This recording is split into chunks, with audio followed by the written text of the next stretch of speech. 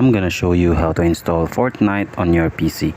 So to get started, you have to open fortnite.com first, and then from there you need still to download first the Epic Launcher game or Epic Games Launcher.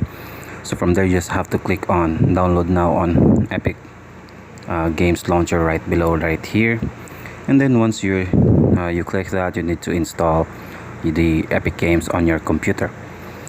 And then from here you can see that you have already downloaded and installed Epic Game Launcher. So from there you just have to go to log in into your Epic Games account, and then from there you need to type Fortnite and search for it, and then click on get on icon for free, so you can install Fortnite on your PC for free.